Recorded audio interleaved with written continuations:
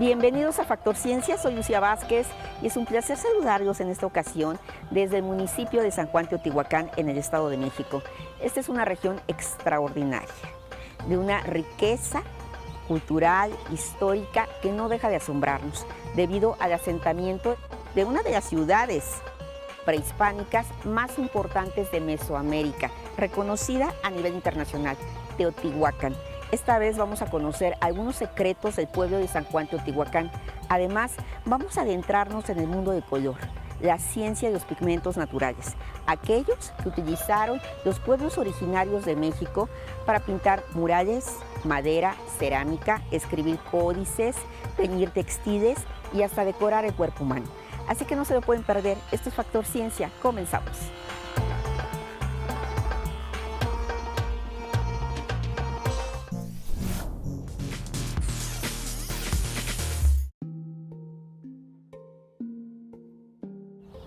Estamos ahora con la química Sara Pineda. Ella es ya amiga de Factor Ciencia y es toda una especialista en códices prehispánicos y pigmentos naturales. Muchas gracias por recibirnos aquí en San Juan Teotihuacán. Claro que sí, Lucy, muchas gracias. Pues bienvenidos aquí a San Juan, que está lleno de secretos y lleno de información, lleno de ciencia. Eso es. Y bueno, háblanos, ¿qué es esto de Códice San Juan? Claro que sí, con gusto. Bueno, pues es un códice y resulta que el códice nos narra una revuelta que hubo hacia 1556 sobre la comunidad indígena del lugar que no permitía la construcción precisamente de la parroquia. Y por el contenido precisamente del códice creemos que fue una carta, una queja que se envió a España, que se envió al rey. Sin embargo, lo que se ha rescatado es este pedacito que lo tuvo en resguardo Buturini. Puedes ver ahí que hay indígenas atados por el cuello con cadenas. Lo importante sí es en este códice, como en muchos otros, que hubo un guardián que lo rescató en algún momento, lo conservó y por eso es que aún lo tenemos. Ahorita está en la biblioteca de Lina, se puede consultar.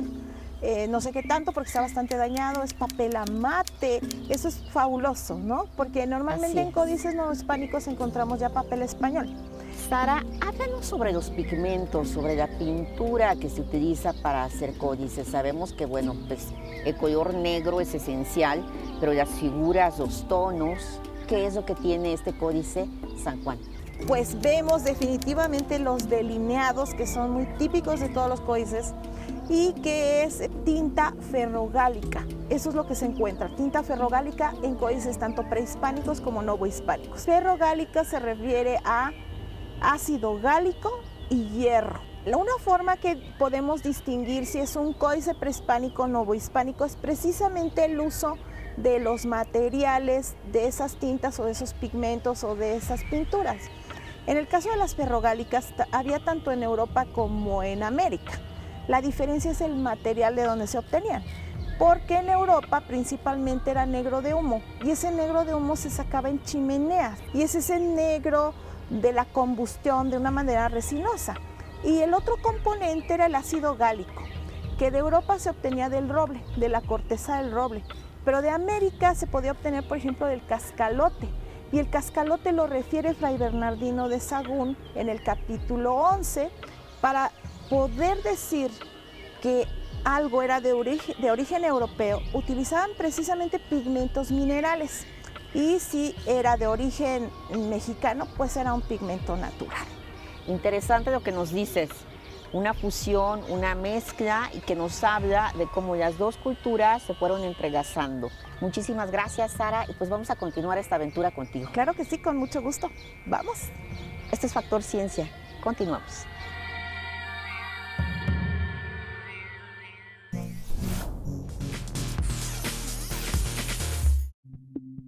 Seguimos aquí en San Juan Teotihuacán, pero esta vez en el Centro de Estudios sobre Pigmentos Naturales Marina de Cali.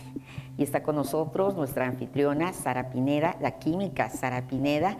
Y bueno, pues felicidades por este lugar. Gracias. Cuéntanos. Este es un proyecto que ya tiene muchos años y surge de la necesidad de que los alumnos no tenían como un lugar donde formarse de manera integral, donde los alumnos querían una formación que fuera a nivel profesional o semiprofesional. Ahora, bueno, a ver, explícanos qué es lo que tenemos aquí. Claro que sí, con mucho gusto. Bueno, pues son especies. ¿Este qué es? Este es cal.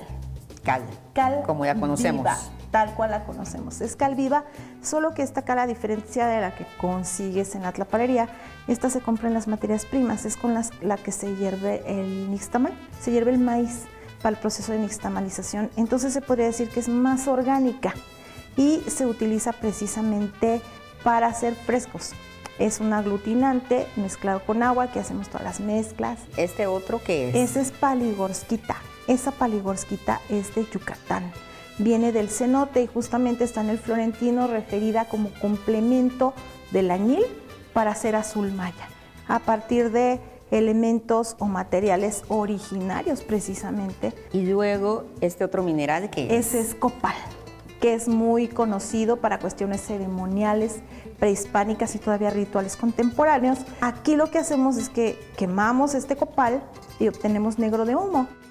Entonces la quema del copal se hace de manera ritual, tratamos de rescatar un poquito esa tradición. Alumbre, y es así como muy conocido de todos, que también fíjate que es ritual. Pero bueno, este lo utilizamos, Fray Bernardino lo refiere como texotli, para hacer reacciones con pigmentos, para cambiar colores, es un entonador y también es un mordente. Ese es el cascalote. Y dice el florentino que tiene forma de alacrán o de oreja. Y de ahí sacamos ácido tánico, sacamos taninos, tanto para el textil como para hacer tintas antiguas, como las que hablábamos de la tinta ferrogálica, las sacamos a partir de los taninos del cascalote. ¿Y esto otro que tenemos aquí? Pues esa es la reina del color, que es la grana cochinilla, son las hembras del insecto seco, únicamente las hembras.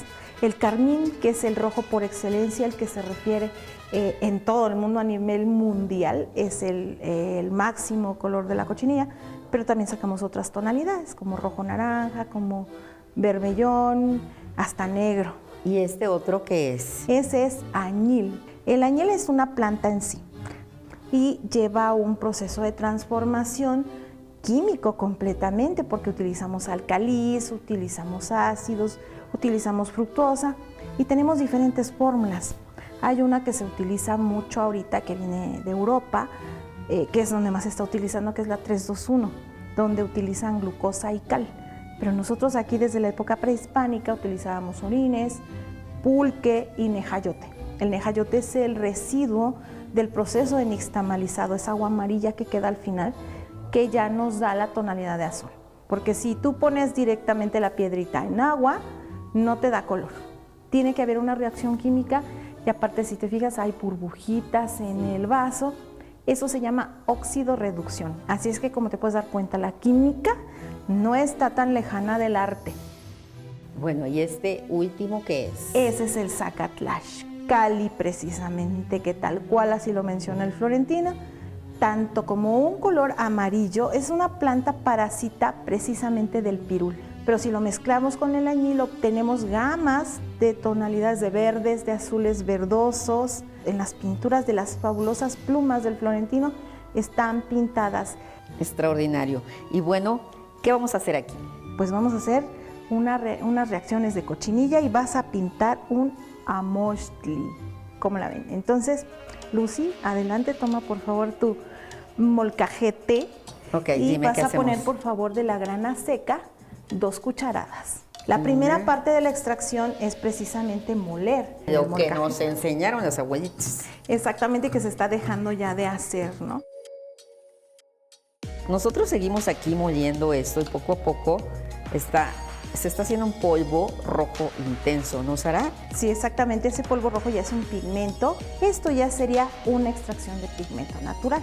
A partir de ahí ya puedes generar pintura. Vamos a convertir este pigmento en una pintura. Vamos a sacar 2 colores, Lucy, por favor. Pon, por favor, una cucharada, ándale, de pigmento en un vaso y otra igual en el otro. Todo pigmento necesita un medio o requiere de un medio para llegar a lo que vas a pintar. Y en este caso vamos a utilizar agua. porque vamos a trabajar directamente sobre el pH. Y bueno, el potencial de hidrógeno. Hidrógeno. Es una regla que va del 0 al 14, pasando por el 7. Todo lo que está entre el 7 y el 14 nos va a dar colores como rojos oscuros, morados, azules, y eso quiere decir que es alcalino y que también lo podemos ver en la naturaleza. Por ejemplo, una col morada es alcalina porque está morada. Entonces los ácidos dan a estos colores amarillos, y en el centro, que es el 7, encontramos los verdes, que podría ser que son los neutros. Entonces aquí vamos a hacer una fórmula ácido-alcalina y otra completamente ácida. Haces una mezcla, muy bien. En cuestiones de pigmentos naturales se habla mucho sobre pigmentos laca, ya sea en polvo o líquidos. Y un pigmento laca es más que nada un pigmento estabilizado que nos permite trabajar con la seguridad de que no lo vas a perder. Te voy a pedir que en este papel blanco hagas una línea de color con la cucharita, así nada más. Lo que vamos a ver ahí en esta solución es que se pone negra. Exacto. ¿No? Eso quiere decir que es un pigmento inestable. Vamos a adicionar las sales metálicas. Entonces ya te había yo hablado de la alumbre, que es esta piedra. Lo tenemos aquí molido para que se pueda utilizar. Entonces te voy a pedir que pongas una cucharadita de alumbre en polvo. El alumbre es una sustancia alcalina, que aparte es comestible y es natural y es orgánica. Y esto es cremor tártaro. Es una sustancia más bien ácida. Estos dos ingredientes que estás poniendo se llaman sales metálicas, porque en su composición química tienen metales. Te voy a pedir que hagas de nuevo la línea sobre el papel. Entonces, eso ya no se va a perder, ya se ve rojo. Ese es el rojo carmín. Entonces esto es un pigmento laca, porque ya tiene sales metálicas. Y a partir de este pigmento tú puedes hacer un labial, puedes hacer un rubor, puedes hacer una acuarela o podemos ponerlo en alimentos. Entonces, Lucy, vamos a hacer ahora el otro y al otro le vas a poner un poquito de ácido cítrico y vas a ver cómo se genera el cambio de color. Vamos a comprobar esta regla de pH de ácidos y alcalinos. Esto es ácido, es naranja y esto es pues más alcalino porque es más bien como rosa mexicano. Por eso le llamaron en la exposición rojo mexicano, porque es un rojo particularmente rosado. Entonces esto sería qué es pH, cómo se mueve, que es una sal metálica, cómo funciona y que es un pigmento laca.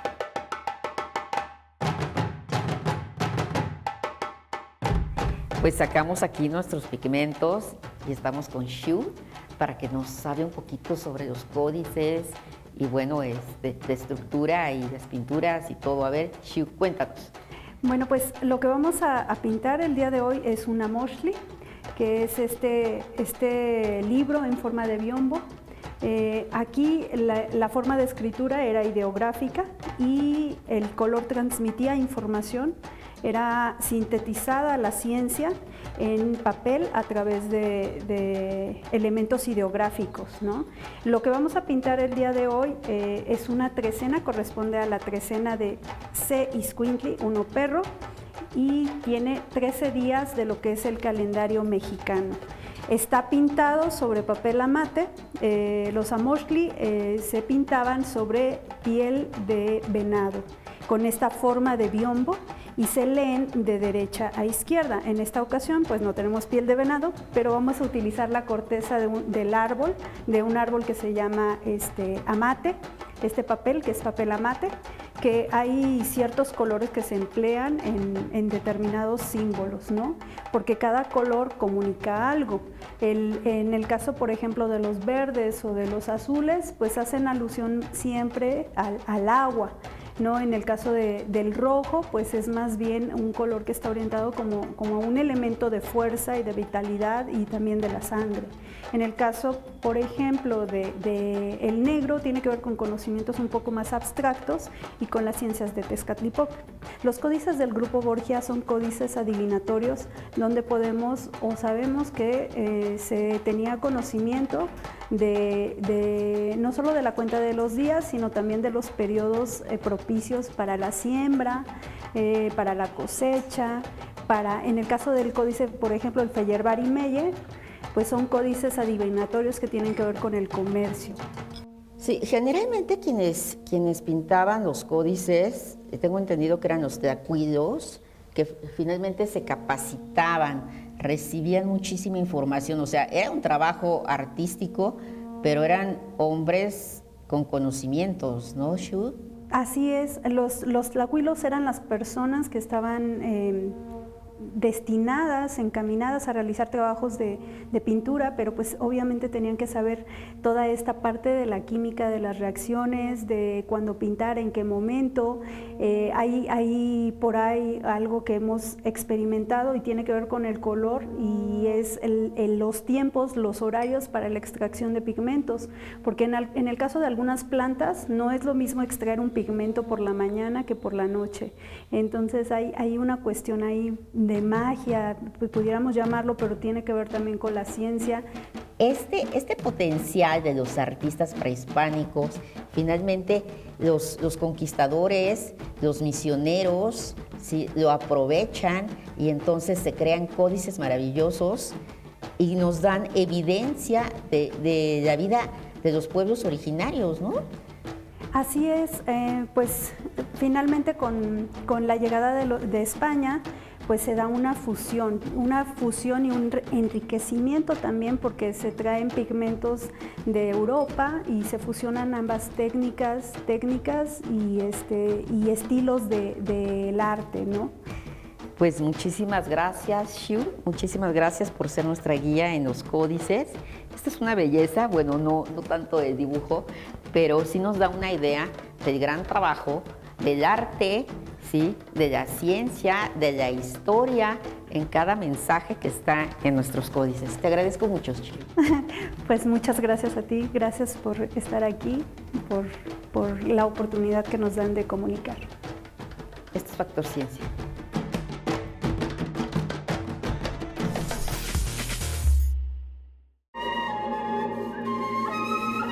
Esta es la Catedral de San Juan Teotihuacán, también conocida como Santuario del Divino Redentor o Exconvento de San Juan Bautista, una joya arquitectónica del siglo XVI.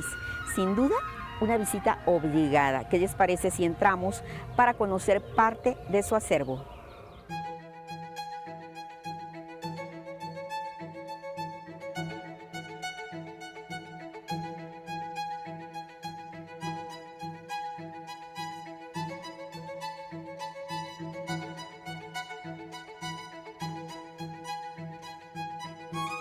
Estamos aquí en lo que era el bautisterio de la Catedral de San Juan.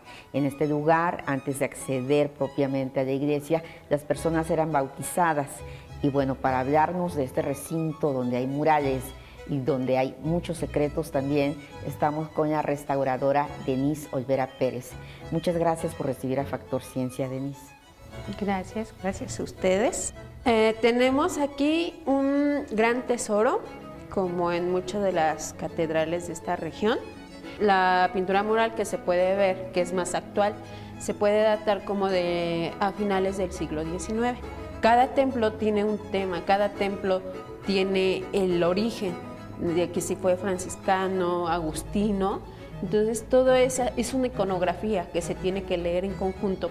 Platícanos, Denise, tú como restauradora, cuando llegas a un sitio como esta catedral, construida en 1548 y que, bueno, ha pasado por varias etapas, ¿qué es lo que tú estudias, por ejemplo, en esta zona? ¿Qué es lo que a ti te interesa descubrir? Realmente nosotros como conservadores y restauradores tratamos de resguardar ya lo existente, ¿no?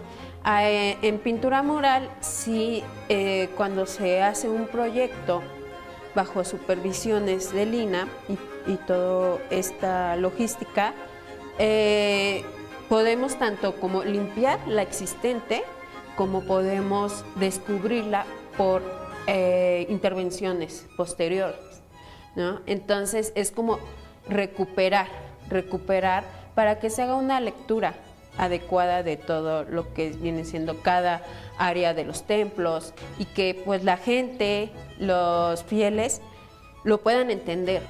Muchísimas gracias, Denise. Muy interesante todo el conocimiento que nos da, que nos arroja la Catedral de San Juan Teotihuacán. Y vamos a seguir explorando, visitando este recinto. Muchas gracias. Esto es Factor Ciencia. Gracias, Denise.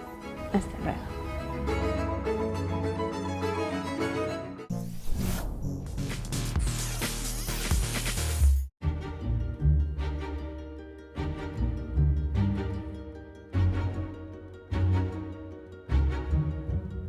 Nos encontramos ahora en el claustro de lo que era el exconvento de San Juan Bautista, ahora Catedral de San Juan Teotihuacán.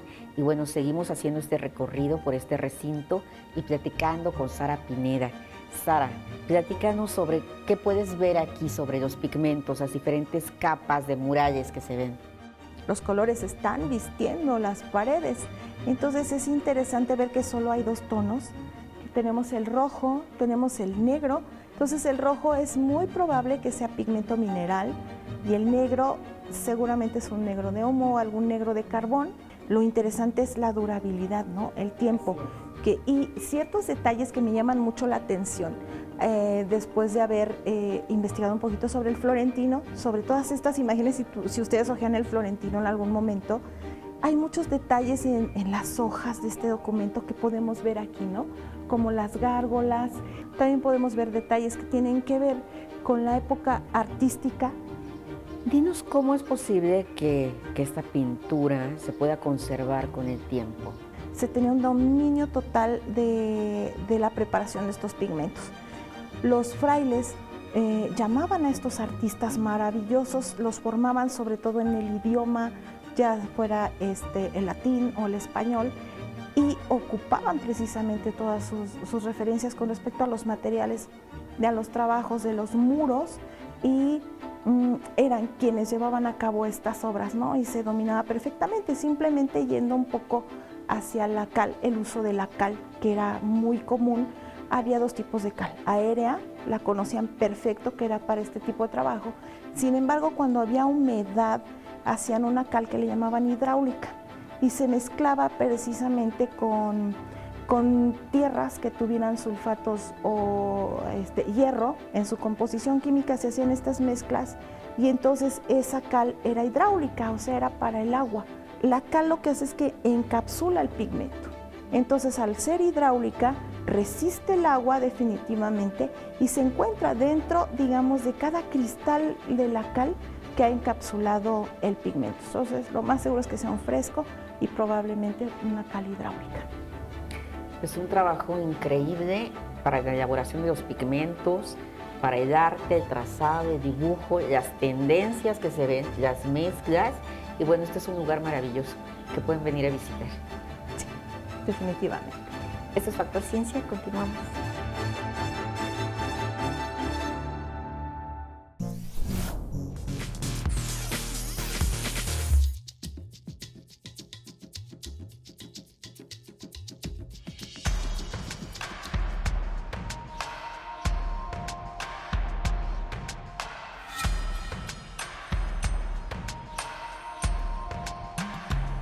Espero que hayan disfrutado de esta emisión realizada aquí en el pueblo mágico de San Juan de Teotihuacán, en el Estado de México, donde pudimos disfrutar de una aventura llena de color. La química nos permitió conocer algunos secretos de los tintes, las lacas y los pigmentos que se usaban en el México prehispánico. No olviden seguirnos a través de Facebook, Twitter, visitar nuestro portal o también vernos en YouTube. Nosotros seguimos investigando lo que ocurre en el mundo de la ciencia y la tecnología para llevarlo hasta su pantalla. Yo soy Lucía Vázquez, esto fue Factor Ciencia, nos vemos hasta la próxima.